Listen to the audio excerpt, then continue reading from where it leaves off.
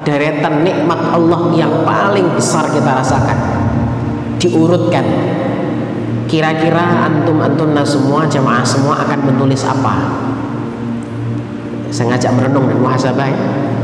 Andai kan kita diberikan codoran kertas untuk diperintahkan menulis daftar rentetan nikmat yang Allah beri kepada kita, kira-kira apa yang kita tulis pertama? Apa yang kita rasakan yang paling besar? Ya, silakan dijawab. Punya suami, punya istri, punya anak, punya pekerjaan, gaji besar, tempat tinggal, apalagi silakan disebutkan. Manusia dan mas kalian, saya mengajak muhasabah, terkadang salah dalam pasti salah. Hanya hamba Allah yang dipilih yang tidak salah dalam mengurutkan list daftar nikmat Allah yang terbesar.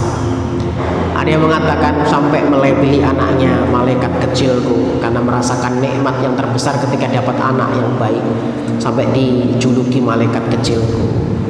Ya, little princess, apalagi lah, apa little angel, ataupun istilah-istilah yang lainnya lah, sebutan kasih sayang. Itu pun diperselisihkan oleh para ulama, boleh nggak kita menyebut dengan kalimat-kalimat tersebut ya.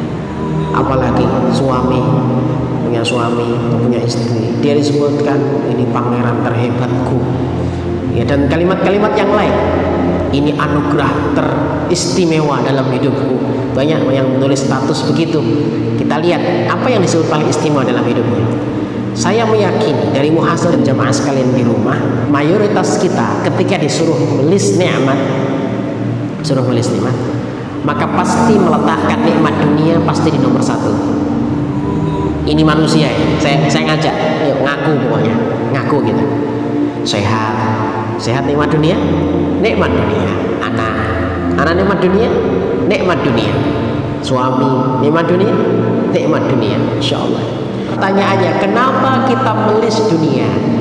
Karena terkadang mata kita dibuat lebih mudah melihat nilainya dunia yang sebenarnya kita ditipu. Kita ditipu kan melihat nikmat dunia ini. Apa coba kacamata kita melihatnya? Indah, menawan, menarik. Kalau nggak menarik, nggak mungkin orang ngejar-ngejar siang malam sampai meninggalkan ibadahnya. Pasti menariknya. Menurut kacamata kalau kita tertipu, sebenarnya kita tertipu.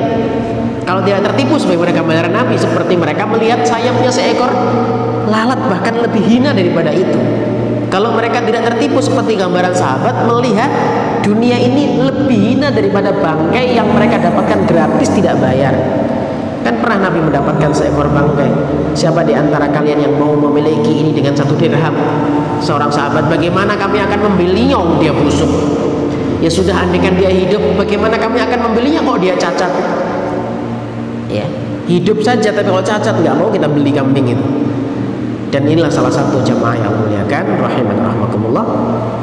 Gambaran dunia itu sebenarnya kalau kita ditampakkan nyata, kita tidak akan mengejarnya berlebihan. Dia hanya sebagai kendaraan kita untuk capai ridhonya Allah. Bukan ditaruh dalam hati, tapi diletakkannya di tangan kita. Tidak kecewa berlebih-lebihan ketika Allah belum menitipkan dunia, tapi kecewa ketika kita belum dijamin akhirat kita sementara kita santai dalam mengejarnya. Jemaah yang Allah muliakan rahiman rahmakumullah. Kenapa orang itu, saya ulangi, kenapa seorang itu akan mengejar mati-matian memuliakannya? Karena seorang mengetahui harganya. Berarti sebaliknya, kalau orang nggak ngerti harganya, maka orang akan mengacuhkannya. Saya contoh nih, ada batu. Teman kita bawa batu ke tempat kita, batunya warnanya mengkilat-mengkilau. Kalau orang nggak ngerti harganya, dia akan ngapain kamu itu ngasih batu saya?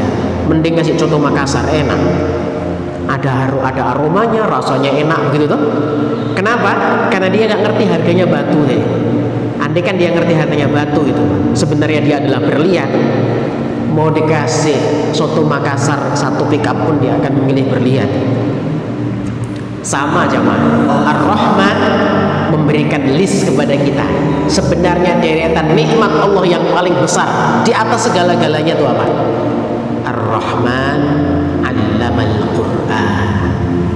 Bisa paham sekarang?